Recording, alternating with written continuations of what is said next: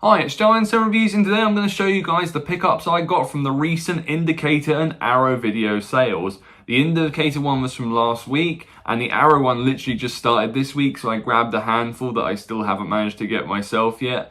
And the Indicator ones, I went a little bit crazy on them and got quite a few that were on my list because it's very rare that they do such a great sale, and they were pretty much down to like £6, or some of the special editions ones were like £9 each, absolute bargains, and the Arrow ones are always a great offer as well.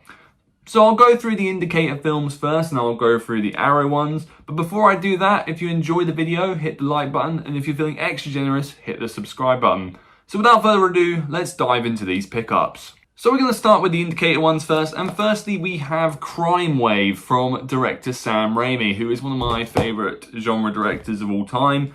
I believe he did this 1985, so it was after the first Evil Dead film, but before the amazing second film. And Crime Wave doesn't really get a lot of mention so much, even though the fact that, as it says on the front here, written by Joel and Ethan Coen of the Coen brothers, as well as Sam Raimi also writing it. I've heard it's sort of a bit of a schlocky, cheesy, kind of all over the place type sort of horror comedy type thing, which that's Raimi's sort of whole vibe for his early work. So looking forward to finally checking it out, and such a good price as well, because this was quite expensive when it first came out. Next up, we have Night of the Demon. Now, this has been recommended to me by quite a few people, and it's a classic cult horror film that hopefully I might get to watch before the end of October, because I've got too many on my list for this month to watch. But Night of the Demon's been on my radar for a while. I didn't really know too much about it. But yeah, classic cult horror. Again, bargain price from Indicator, and I do very much love the cover art. Next up, we have Scum. Now, this is a really nice collector's set.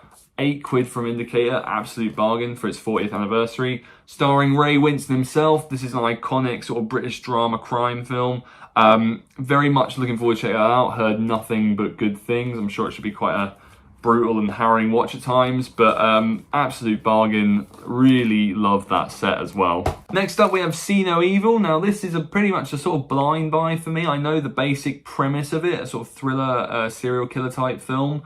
It's got Mia Farrow in it of Rosemary's Baby and many other films, so I thought it'd be worth a go. Only 90 minutes long as well, so it should be quite a lean thriller. Looking forward to trying that at some point. Then we have Suddenly Last Summer with a great triple lineup there. Katharine Hepburn's one of my favourite actresses of this era of all time, so looking forward to seeing her in sort of a drama thriller type role. Yeah, heard good things about this, and it's been on my radar for some time. Then we have The Tingler, starring Vincent Price. I've really grown to love a lot of Vincent Price's sort of horror outings recently. Like, I got the Edgar Allan Poe box set he did with the Arrow video with Roger Corman, and a few other runs of his films that I've just really got into. I think he's just a great performer, and I just love watching him in any sort of horror or thriller type film, regardless of sometimes of the actual quality of the outside of the film. Recently watched him in The Invisible Man Returns. It was good fun. So yeah, looking forward to checking out The Tingler. Then we have To Sir With Love. Absolutely loved Guess Who's Coming to Dinner, starring Mr. Poitier and Katharine Hepburn, Spencer Tracy.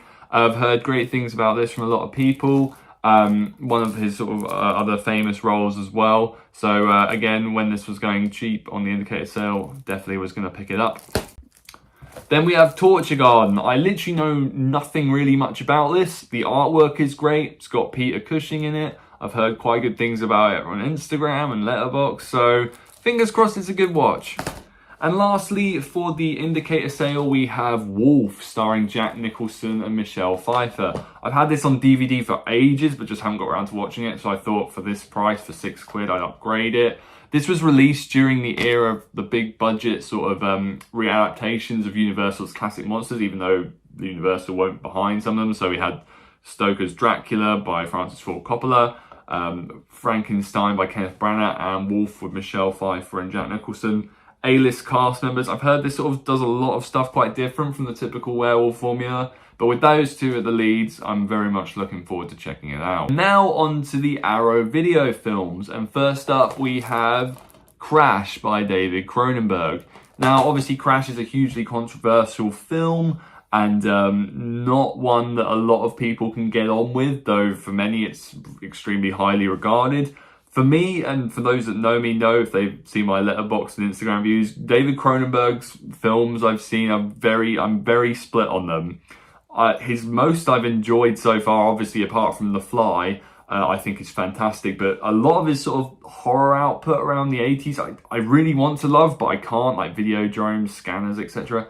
I enjoy Eastern Promises, Spider, and The History of Violence, sort of his crime dramas. Crimes of the Future is probably the best of his I've seen in a long time that I actually really got invested in. But a lot of them I just think are mediocre to just not enjoyable at all. I'm very interested to see how I feel about this, considering how divisive the reception is, and I know a bit about it going in. But again, it's on sale, and it's a nice Arrow edition, so I'm going to have to watch it at some point.